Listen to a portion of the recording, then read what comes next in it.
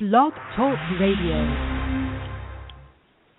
Hello, everyone in the franchise world. My name is Paul Segreto, and this is Franchise Today. We're in the month of February. It's Franchise Month. Actually, here in Texas, we have the upcoming Franchise Expo South next week and following week, the International Franchise Association Convention in San Antonio, Texas. And, of course, joining me at both of those events, as well as on the air here today, is my co-host, Stan Friedman. Top of the morning to you, Paul, and good morning, good afternoon, or good evening to our audience, wherever they may be. Yeah, and they're all over the place. We've had listeners from as far away as Australia. And actually, Stan hadn't even told you yet. We got confirmation just an hour before the show that Dr. John Hayes will be joining us on March 2nd as our special guest from the Middle East. How awesome is that? I love John Hayes.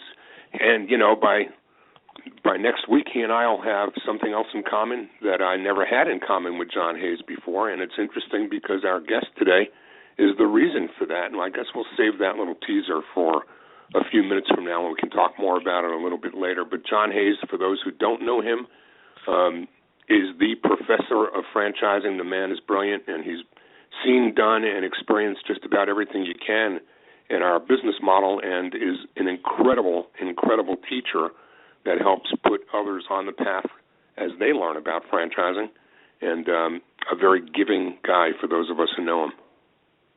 Absolutely. And starting off, as I like to say, Franchise Month, the U.S. private sector franchise jobs increased by 20,000 during the month of January, Stan. Franchise employment growth, though not as strong as the previous month, remains at double the pace of the labor market overall for the past 12 months, and it certainly is an exciting time in franchising. What else do you have for our front of the house? Paul, two things jumped out at me over the course of the past week as I try to just start collecting a stack of stuff that we might talk about forefront of the house, but something that jumped out with the little common denominator were about two women in franchising that are just remarkable leaders in their own right, albeit from different ends of the equation. First one that I'm going to tell you a little bit about is it's going to be a giveaway as soon as I say this. A former undercover boss, an Ernst & Young Entrepreneur of the Year, and a past IFA chair. Might I be talking about Dina Dwyer-Owens? I am. So. And, no secret that the Dwyer Group has grown so incredibly, more than 50% in the past 18 months, and has just an incredible team of professionals, both in the corporate culture and structure as well as in the field and their franchisee roster. Dina has another notch in the gun. So Dina, at the end of last year, was invited to do something that she's not done before, and that was to speak to a congressional caucus, or not so much a caucus, it's kind of caucus season right now, which is why I thought about caucusing. But she got to talk to the congressional retreat, which was an invitation to bring a discussion about her code of values and the principles that have driven the Dwyer Group to such global success to an audience of politicians. And think about it, as we enter the political season, if there's anybody in our world of franchising who might be able to get that collaborative kind of culture of working together and thinking across aisles and thinking across differences to a new place, government, maybe, just maybe, Dina Dwyer-Owens would be the one to do it. And so she's added to her roster of professional places and organizations that she's spoken to, from Baltimore to Beijing, from Baylor to Harvard, and actually to the White House. Now Dina, too, has brought her message, and it humbled her, she said, to be able to deliver her message on values to the congressional retreat.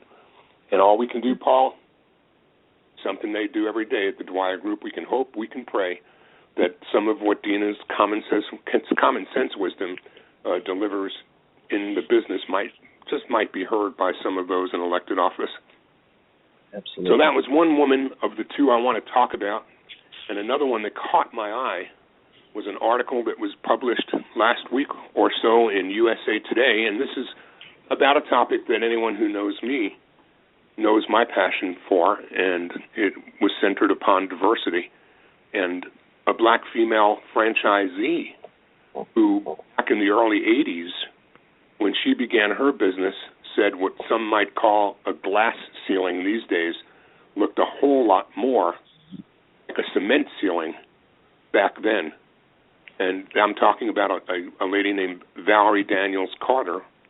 And Valerie Daniels Carter today boasts more than 4,000 employees and 120 restaurants that fly flags from Coffee Beanery to Pizza Hut. And she was featured in USA Today talking about diversity in franchising. And Miriam Brewer and Miriam actually will probably be speaking next week at the Franchise Expo South. For years, I've enjoyed sharing the platform with Miriam as we try to bring more and more diverse audiences to the knowledge that, like a Valerie Daniels Carter, who started out in the early 80s, when it was really difficult for a woman to get into the business world and be taken seriously, much less a woman of color, that diversity is something that franchising embraces and embraces actively. When we see reports like those that Eric Stites at Franchise Business Review has put out recently, demonstrating that in a survey of more than 27,000 franchised units over the past 18 months, only 3% of franchise owners, according to Eric Stites at Franchise Business Review, were African American, and only about 20% overall were represented by minorities or ethnic minorities. Well, when you look at the population of the U.S., Paul, and how it continues to climb at a 45-degree angle, where the population represented by ethnic minorities and by women is so vastly growing, and yet dragging further behind that would be the representation of ethnic minorities and women that are owning franchise businesses. And so next week at Franchise Expo South, as has been the case at all the MFV Expos for all the years that I've been associated with them, there will be a diversity program, and some percentage of those many thousands of people that MFV brings to learn about franchising at the NRG Center are going to be coming with an ear toward diversity as well. And I thought it was just very, very poignant that this week that article appeared in USA Today, pointing to such a success story as is Valerie Daniels Carter, who, again, like Dina, opposite ends of the spectrum, both females, both in franchising. One is a Zor, one is a Z, both of them just breaking every record and growing businesses from their perspective ends of the business with the same kind of values, morals, and principle-centered leadership that make people with those kinds of values the successes that they become. Just a tremendous story, Stan. I saw that in all the alerts that I have out there regarding franchising and diversity and small business ownership and entrepreneurship. That article must have popped up 15 times over a 3-day span. And you know what? It was well worth it. It was long overdue recognition, and I hear the message that you're saying. And, you know, here in the Houston area where I'm based, I can't help hear on the radio, see on the TV, read in newspapers, just a tremendous marketing effort put on by MFV Expositions for the upcoming Franchise Expo South. Saw a press release, too. It said entrepreneurs looking to make their business dreams a reality will be in Houston. FES is the premier franchise expo serving the Southwest, U.S., Latin America, and the Caribbean, and will host hundreds of top franchise concepts and thousands of current and future entrepreneurs looking to become franchise owners. We're honored today to have as our guest CEO and president of MFV Expositions, Tom Portesy. Tom, welcome to Franchise Today. Good morning, or good afternoon, depending, I guess, where you're from. Paul and Stan, thanks so much for the opportunity. I appreciate it. Always a pleasure to have you, Mr. Portesy. Yes. It's you know, you guys are so busy now. I have to call into a radio station to speak to either one of you. Well, we're honored. As busy as you must be, this week ahead of the show with interviews and all the coordination. And I know you've got a fantastic team around you, but still it's got to be pulling you from a lot of different directions. Well, I'm losing the 3 hairs left on my head, but no. As you said, we got a great team here. So, and what's crazy, guys, is it's kind of eerie quiet the week before a show. Believe it or not, so much of the planning, so much of everything is already done. So, as we say, it's in the hands of the gods now. You know, Paul, it's kind of funny that when you listen to what Tom just said, maybe that's why Robert Crescente for next week was able to say, sure, I can come on a week before the IFA convention, no problem. There's very little he could do to affect that convention that day. Yep. Hey, that's probably more truth to that than most of us give thought to, Tom. Yeah, I think so. And it is a great 1-2 punch that we have here. We have Tom on this week. We have Robert Crescente on next week. I mean, we're honored that 7 years on the air, we have some of the brightest and most influential minds in franchising on our show. And then me, just right, to switch it up a little Tom. bit. You're right there, Tom. So, I mean, a lot going into it, into Franchise Expo South, and as amazing, you know, even West Coast Franchise Expo, and then, of course, you come right out of Franchise Expo South, and you have International Franchise Expo coming right around the corner. But unlike the past few years, where we're facing a little bit more uncertainty than we had in the last couple of years with the economy, especially down here in Houston, and the show couldn't be more timely. Oil companies, obviously the cornerstone of the Houston and the Texas economy, are laying off in large numbers. I mean, when you start hearing, you know, the Halliburtons, the Schlumbergers, the Baker Hughes of the world laying off, you know, 5 figures of employees, that sends a very hard ripple effect through this economy. And I know that's going to draw a lot of people that maybe weren't going to attend the event, but now, of course, you know, faced with that uncertainty, and maybe they missed the layoffs, and they're just saying, you know what, I'm just tired of looking over my shoulder. I'm tired of coming in wondering if that pink slip is there. And maybe it's time that I do control my own destiny. And, I mean, it's just a great event. I mean, all the different seminars, the education. And why don't you take us through, Tom, because our show is, you know, predominantly for the franchise professionals out there.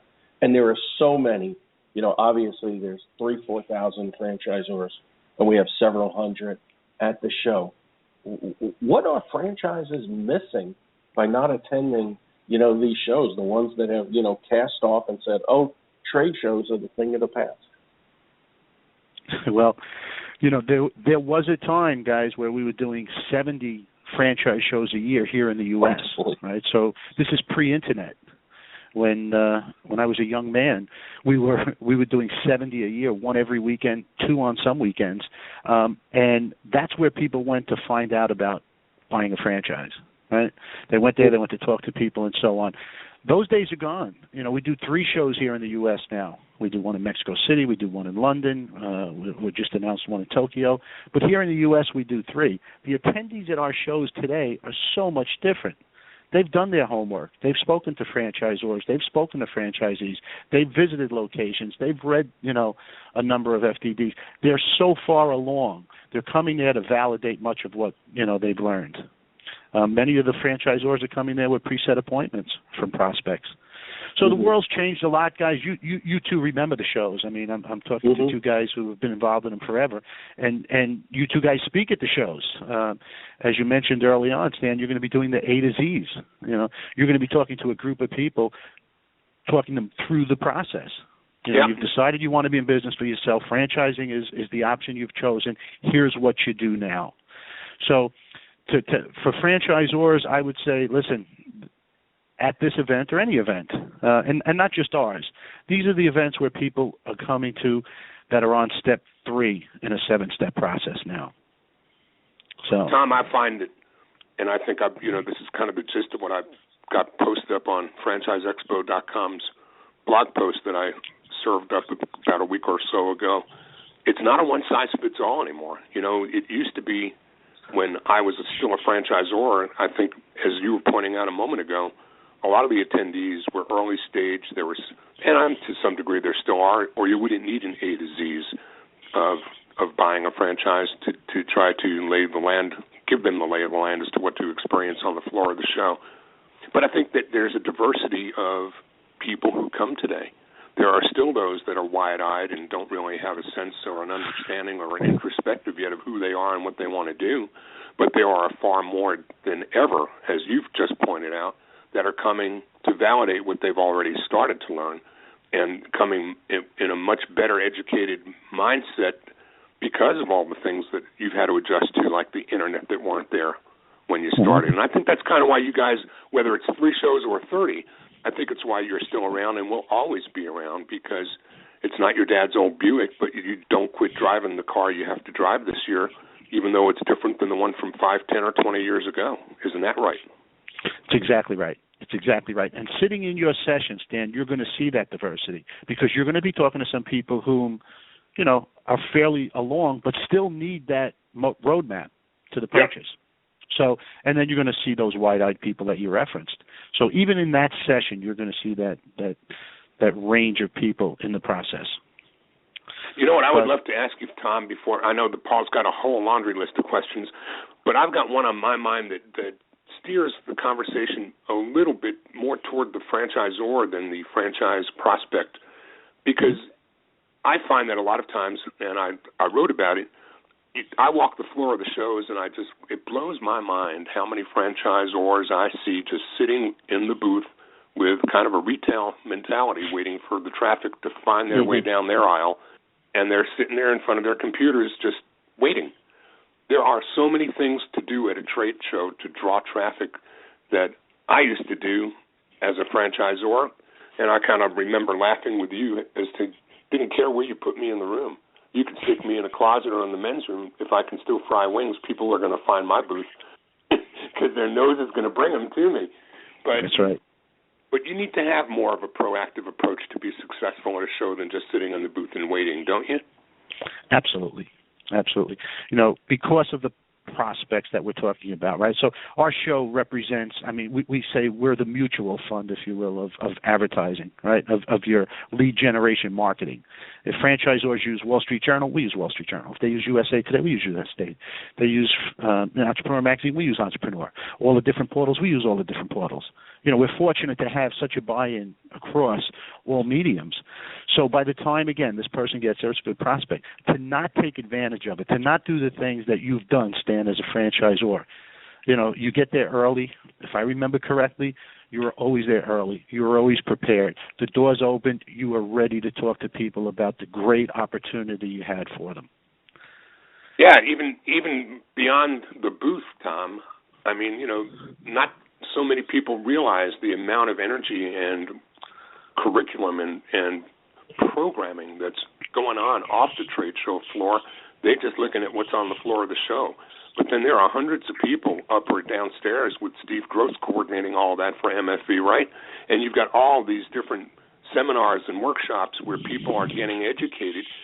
You know, franchisors that might have 2 or 3 or 4 people with them and might want to send 1 or 2 of those people on their team up to one of those free symposia. They can contribute to the conversation, actually meet some people that they might not have met at the booth yet, and demonstrate something about their brand that person might never have otherwise known.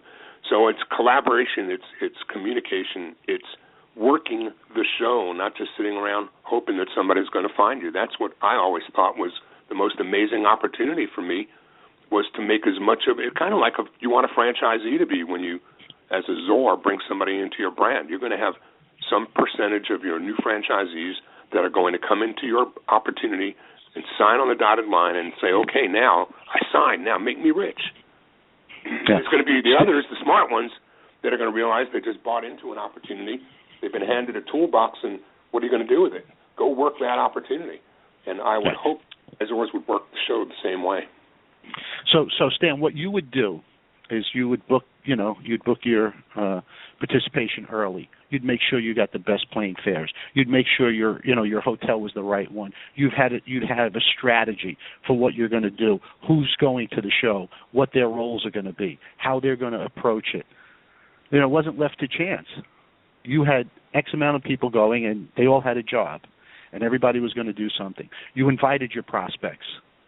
You invited your prospects to the show because you wanted to say to those prospects, hey, guys, we're developing this market with or without you. We'd love you to be one of our franchisees here, but we're getting aggressive. So come on down to the show, see everybody you want to see, stop by and see us. These are people who, you've had, you've been in contact with. You may have even met with. So you took advantage of everything, the educational programs that were at a show. You left nothing to chance. And Paul, you probably go through that exact same set of steps with all the people that you're working with that are exhibiting at the show. Absolutely. And, last week, Stan's article came out on franchiseexpo.com that talked about, preparation and a strategy for the show. And our guest last week on the Franchise Today was Deb Evans, that talked about it from a digital standpoint and all the different things that attendees or exhibitors can do when they're exhibiting at this type of show. And as you said, today's candidate is at step 3 in a lot of the research they've always done, and obviously a big part of that today is in the digital space. And it amazes me, as Stan says, so many times you walk the floor and you see somebody that has that retail mentality, and they're just sitting there waiting for the next person to walk by, and clearly didn't have a strategy of what they were going to do to attract people to their booth. And it's those same ones that basically have a zero exposure rate on social media and are not pumping it up, not only pumping it up for their own candidates, but the show in general. If people think they're going to be pigeonholed and say, no, come to the show, but only come see me, they're really making a big mistake. So, my recommendation is promote the heck out of the show as much as possible, but then, of course, drill down further.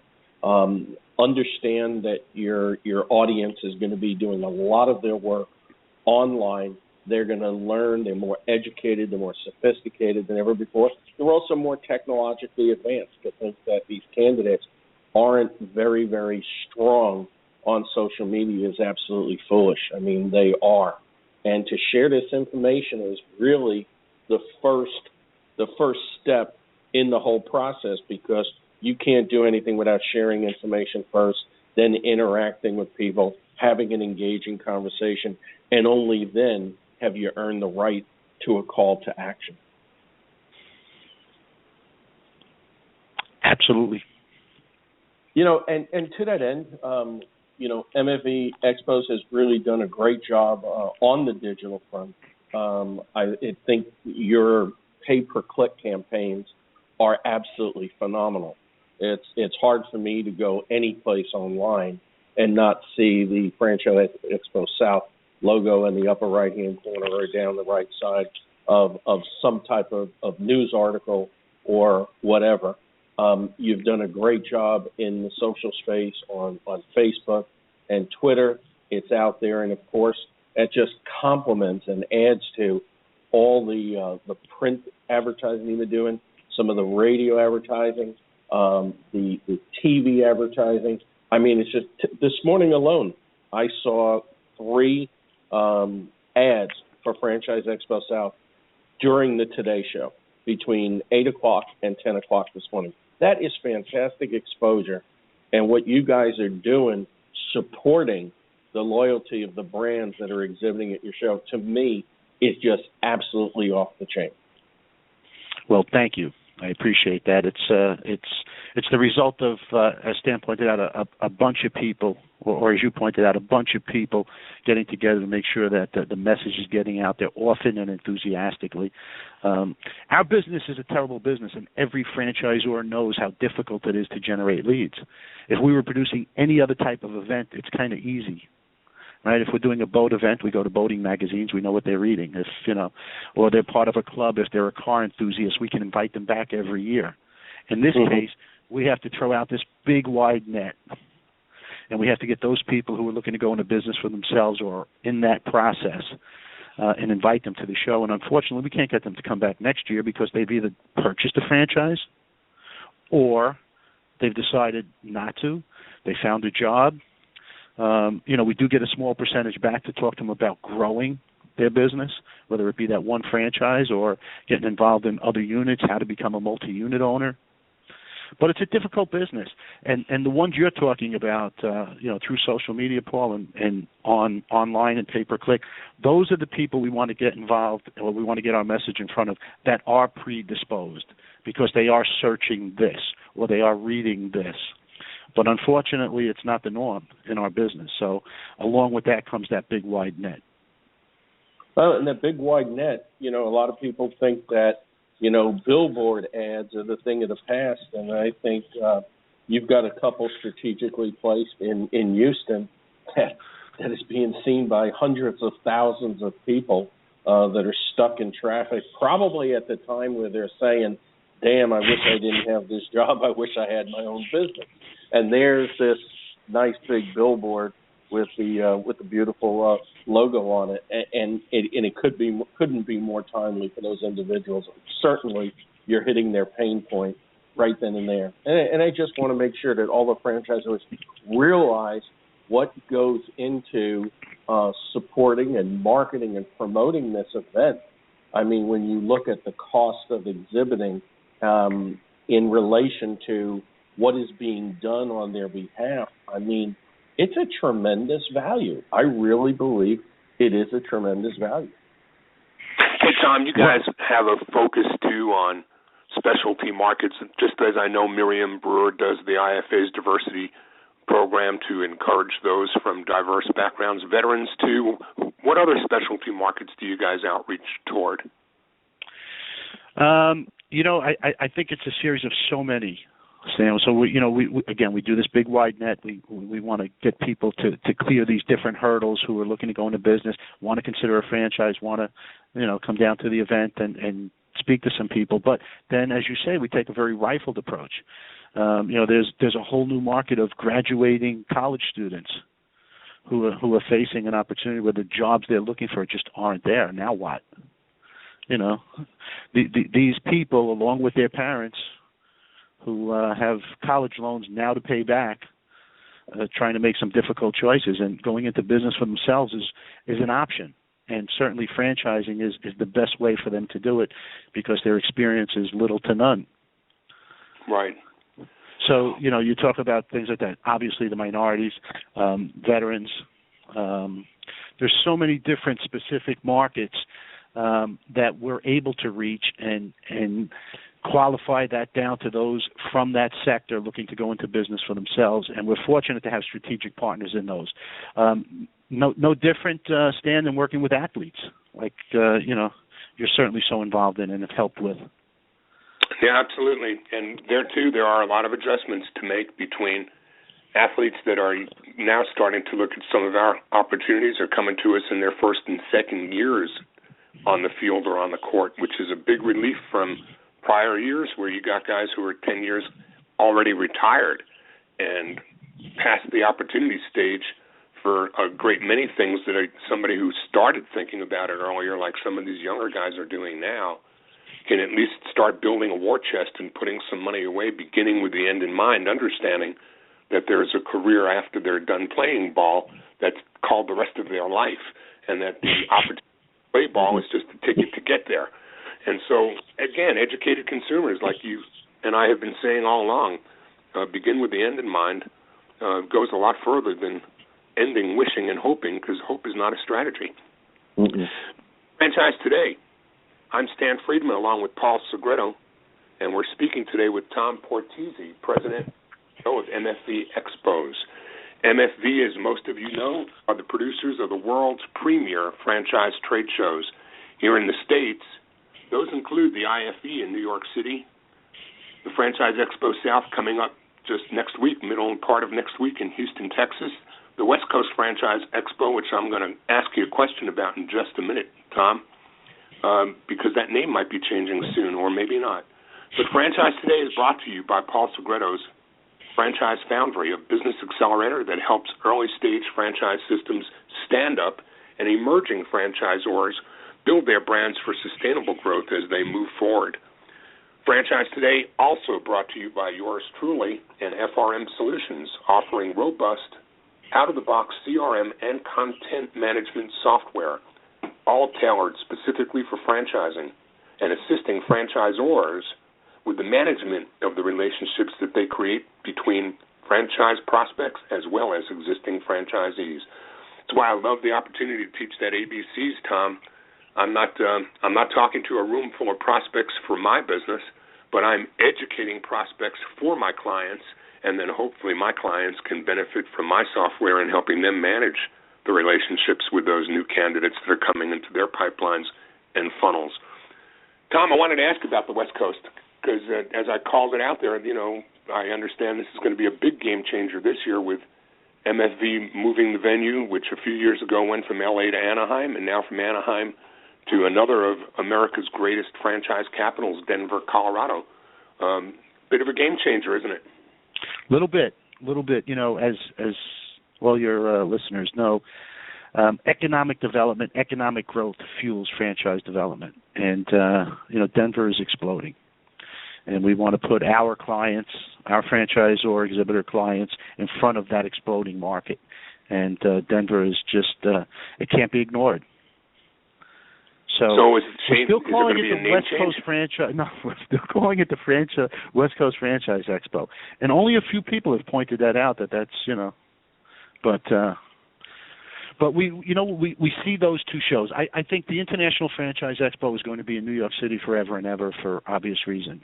Right? We have people from 125 countries come to that event, and New York is that kind of a place, one of the few places like that in the world. But with the exception of that, Houston next year goes to Dallas. And the reason it goes to Dallas is because of the Super Bowl. And as you guys know, we're at the NRG Center, so it affects it. But that may be the future.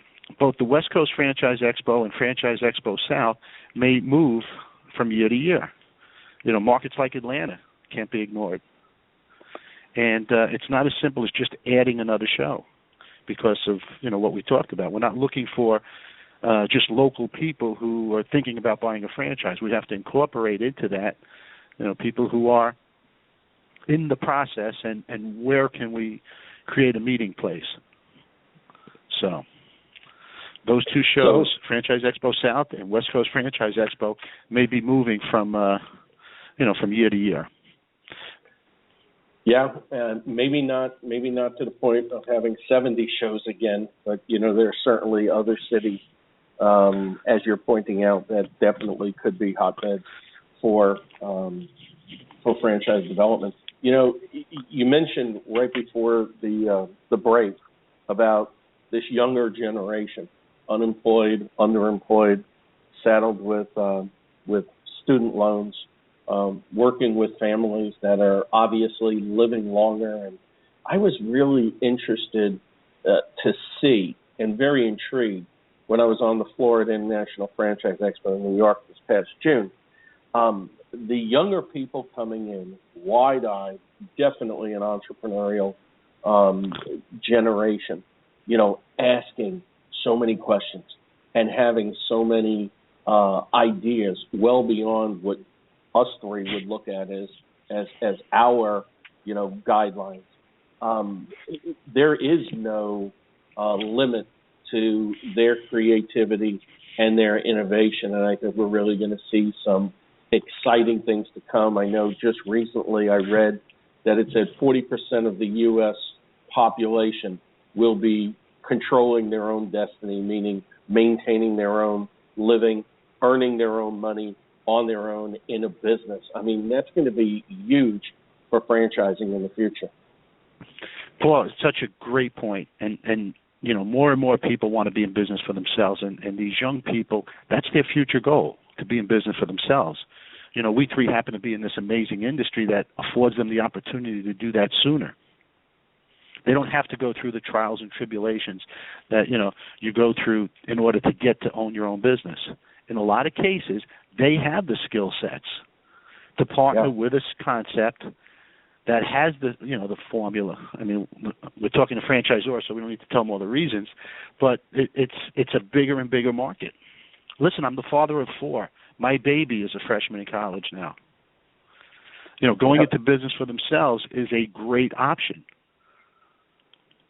Years ago, I spoke at Cornell University to the graduate course that was being taught that kind of hugged up a little bit to private equity and small business ownership. And I know full well that the kids in that classroom weren't sent to Cornell University with any expectation on the part of their parent investors in their careers and educations that they think about being franchisees. But, when you stop and think about what happened in 2008 and when the bottom fell out on the jobs creation, a lot of those transferable skills that those kids are learning at Cornell, just like what athletes can transfer and take from the playing field or the court into a new venture in the franchising world, are transferable skills. And for those who are forward-thinking game changers, no reason why you can't create more opportunities from some young, great minds and create, with some help from old horses like us, some real new legacy brands going forward. And Tom, every year when I walk the floor of the shows, I'm amazed by how many new concepts, not just companies in space where we're now 5 or 6 or 8 or 10 deep already, but new concepts, new ideas. What percentage of companies that come into the expo on an average would you say are first-timers in their space, new ideas, completely forward-thinking entrepreneurs that have now taken something that hadn't been thought of before and brought it into the world of franchising? Are you seeing more of that? More and more year after year. So as you know, the industries that are now represented by franchising is just nearly every one. Right? Just nearly every industry has some tie to a franchise system. But I would say about a third of our exhibitors every year, every show, are new concepts. New in terms of another twist to an industry, new in terms of being into an industry that wasn't touched before, or a new twist to something that's out there. But a third of our exhibitors are new every show. Yeah, and the unique thing about that, too, especially as we're dealing with a potentially younger candidate in this millennial generation that really don't have the financial resources in order to buy, let's say, a full-blown, bricks and mortar. And as you said, a new twist to industry. I mean, obviously we saw the big push with food trucks. A lot of franchises started out as food trucks. A lot of existing franchises also added on a mobile component. And then, of course, there's home-based or small office-based type businesses where this younger generation can use this skill set that they've developed online. I mean, heck, all this online to me, you, and Stan look like technology, and I know Stan is in the technology space, but we still refer to it as technology. This younger generation refers to it as the norm. It's not technology. It's no different to them than a piece of paper and a pen was to us when we were growing up. So it's really a fascinating time to be able to use this skill set and to be able to conduct business in a lot of different ways. And my hat's off to the franchisors that have that forward-thinking mindset, as Stan always points out, to adapt to this changing market. Technology is a big part of it. It is a huge part of it today. And we've talked over the past few weeks. We've had Catherine Monson on. We've had Shelley Sun on and others talking about the NLRB ruling and the co-employership. And we're talking about the increasing minimum wage and what franchisors are doing in order to bring more technology into the mix, like McDonald's having these kiosks, where people can go up and punch in their order. And that's the technology that people today want to see. And I think it's going to reinforce the foundation of franchising moving forward. Without a doubt. Another thing, as you were talking about that, Paul, I was thinking about these young people.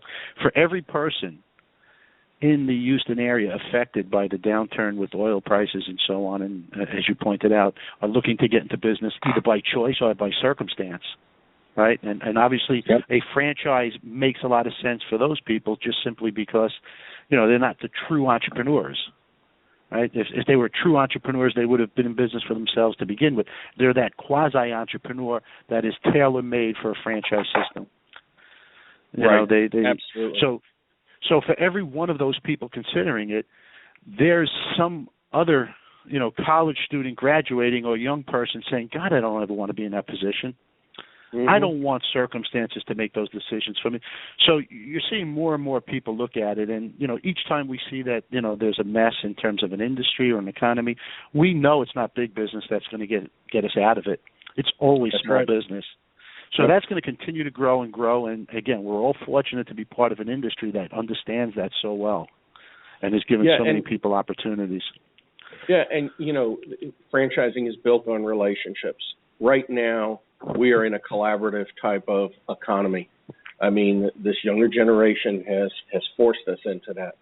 And there are more collaborative type offices, some people working at home, some people working at an office. But I think what's really going to be the pinnacle of collaboration is going to be this older generation that has the financial wherewithal, but yet they have their health and they want to work longer or being involved in something longer. And I think just like the multi-generational homes that are popping up on the West Coast where there's 3 generations living in under one roof, and they're actually building the homes specifically for that 3 generations, like almost having 3 master bedrooms of different sizes in the common living area. I think you're going to see more and more of this older generation collaborating with this younger generation. The younger generation will be the street, they'll be the organization, they'll be the operational, they'll be the practical support and driving force behind the business. And then you have the older generation that'll have the financial wherewithal, they'll have the wisdom, the guidance, and the oversight. And I think it's going to be a great combination moving forward. I think it's going to be super exciting. I think you're right. I think it's it's an attractive opportunity for a parent with a graduating student, whom whether the parent is paying the student loan back or this, it's a shared debt, the parents look and say, they don't get a job. This loan's not getting paid back, and if they do get a job and it's only going to be, at this level, it'll never get paid back, or they'll never leave my house. So I've got so much invested anyway. Let me invest another $50,000 and start a business. Put this person there. I can help out today because I could do it while I'm working, and add as much as I can and build it to something. So I think you're 100% right. I think you're going to see more and more of that. We've certainly given the audience a lot to chew on today, Paul and Tom, and I'm going to ask you for one more nugget, if I can, so that with all that they've heard on this program and all the ideas to stimulate ways to make this show coming up in Houston and all of the expos that franchisors attend as meaningful as the opportunity can be. One more nugget for takeaways, Tom. I see that camera set up at the back of the expo room at all of the MFV shows, and I wonder how many franchisors really think about the take-home value of some of those produced videos and the difference that they can make with something streaming on their website or using a piece of video as we're talking about technology instead of just an email to follow up with candidates. Can you talk for a minute about how franchisors can benefit from the bring-home value by doing one of those videos on the floor of the show? Well, I think any video helps a ton, right? You're talking to a person who is about to make a humongous decision in their life, probably, the top 3 decisions they'll ever make in their life, and to have that personal way of speaking to them is so important. So whether it's a video they make on the floor or if they have some video and they could get it up on their website, it's super important. From our perspective, we'd like to take advantage of the fact that we have 250 franchisors together in Houston, or we have 500 franchisors together in New York, to use that as an opportunity to have these people interviewed. As we talked about, we do 3 shows a year, but we want to be able to take that and extend that across the country. So, through our website, franchiseexpo.com, we want to give individuals who can't get to one of these shows the opportunity to see it and touch it and, hear from the franchisors who are there. So it's just another marketing opportunity for a franchisor. And listen, everybody has to evaluate what makes sense to them in terms of cost of a franchise sale, right? The days of saying how much it's costing me to generate a lead. And so we're all way past that. What is it costing me in advertising and marketing dollars to sell a franchise, and how can I continue to improve that? And anytime you could get in front of a qualified audience face-to-face, we just think it just makes it that much better.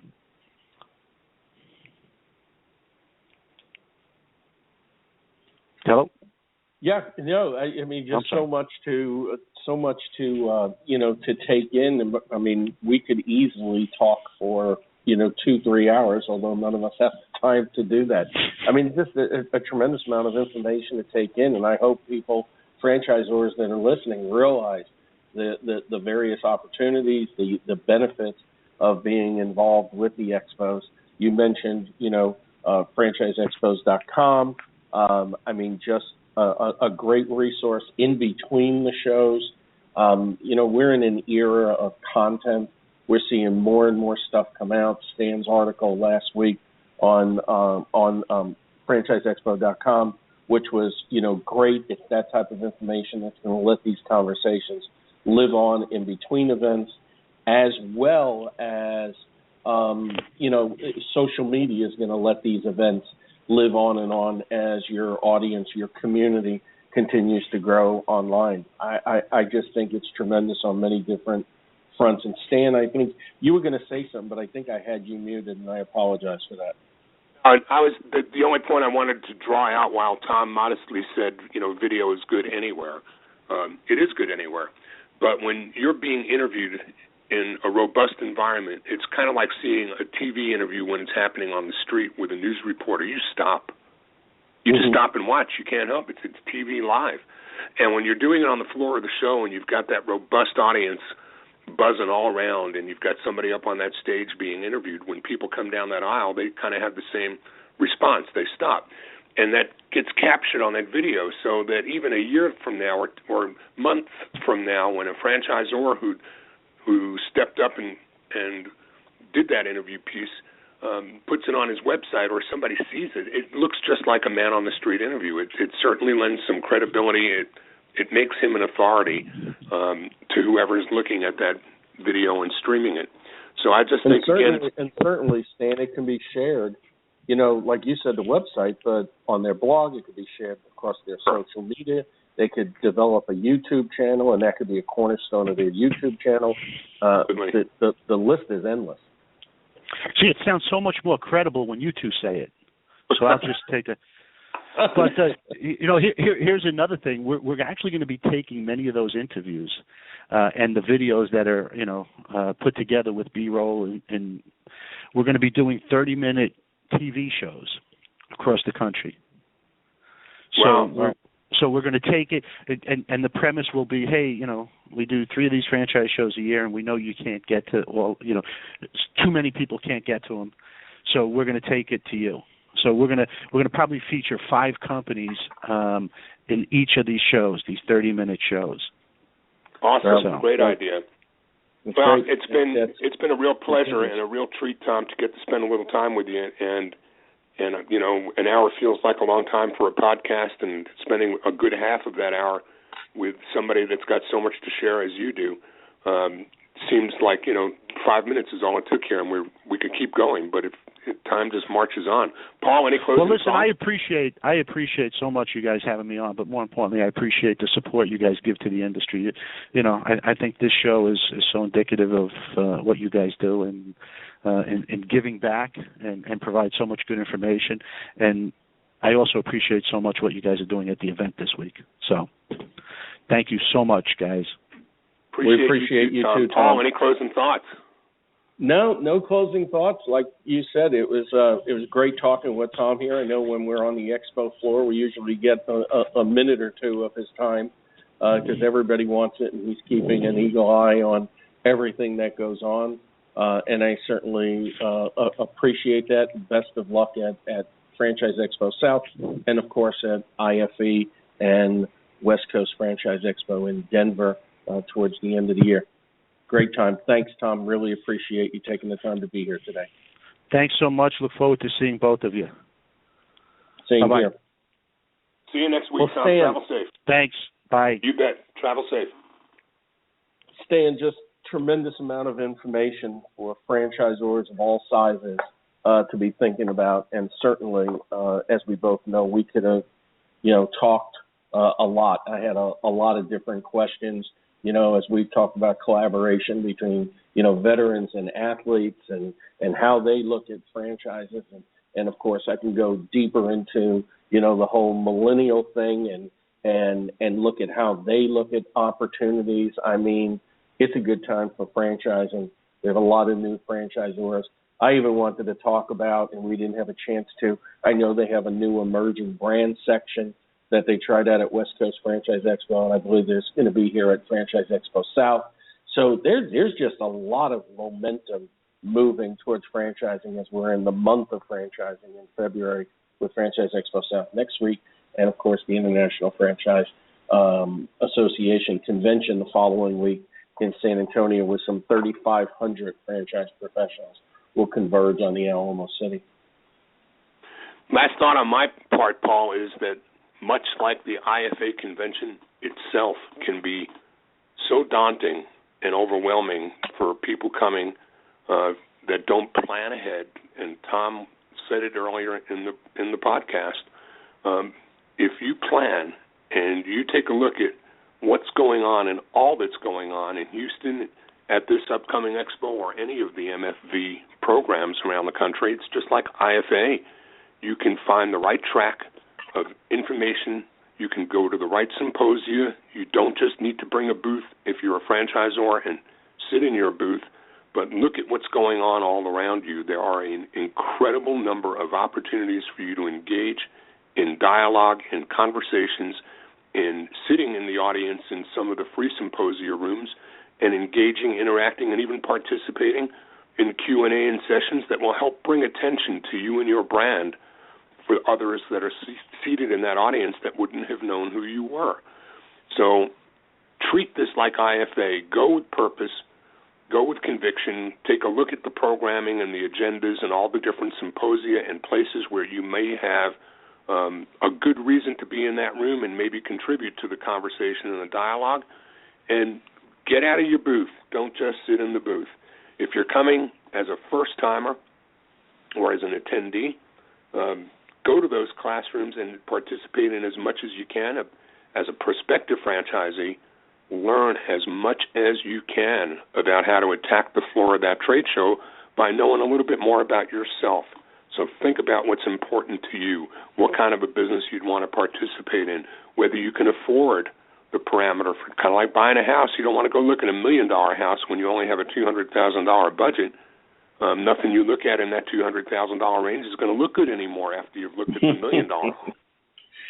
Stan, earlier you also mentioned about, if there's a couple of you in the booth, go upstairs and participate in some of the seminars upstairs. And even beyond what it takes from a franchisee standpoint or a franchise candidate standpoint, there's some good sessions there that will help you as franchisors. Lee Plave, every show through his company, Plave Cook, sponsors an event called Web 2.0 Data and Social Media in Franchising, and I've been honored to be speaking along with Lee and Teresa Huska from Michael Side and Associates. And, that's really not something that's informational for franchise candidates. We typically get franchisors, and we also get individuals that are looking to franchise their business as entrepreneurs. And it's so important because a lot of people say, oh, my God, it's so boring to listen to stuff about, data breach and responsibilities and the consequences and the repercussions. And I bring this up just like I brought up last week about being at the top of the pinnacle, Jimmy John's, and still missing the boat on Staten Island, New York, where they had to close 3 locations for poor business. While we were on the show today, I got an alert, Buffalo Wild Wings. I know the wing segment is very important to you. 10 reports of patrons being sickened by the norovirus. And this stems from January 30th. But here's the repercussion. I mean, obviously, we want to make sure these people are okay. My hearts go out to them. My hearts go out to the people at Buffalo Wild Wings that I know is a stellar organization. But just by this information, for one location, the price of BWW stock dropped by 6%. Okay? Wow. Suggesting there's more negative news on the way.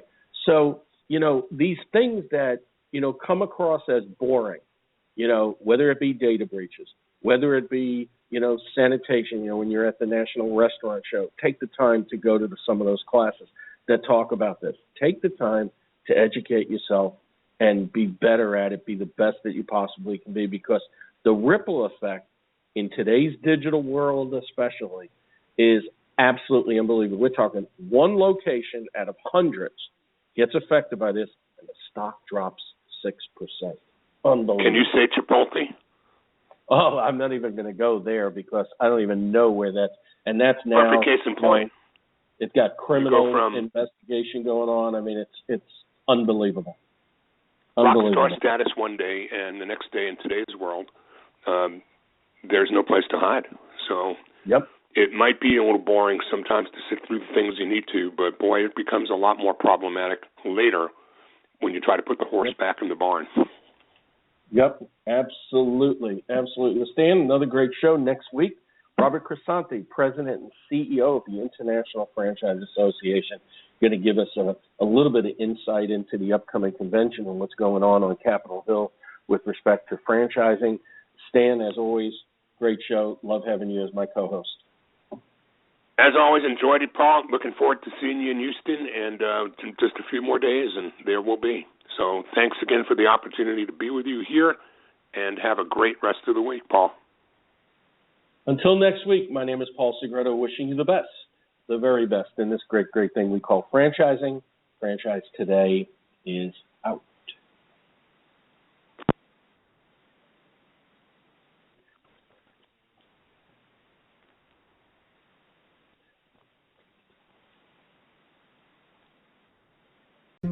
When you're part of a military family, you understand sacrifice and support. So at American Public University, we honor your dedication by extending our military tuition savings to your extended family. Parents, spouses, legal partners, siblings, and dependents all qualify for APU's preferred military rate of just $250 per credit hour for undergraduate and master's level programs. American Public University. Value for the whole family. Learn more at apu.apus.edu/military.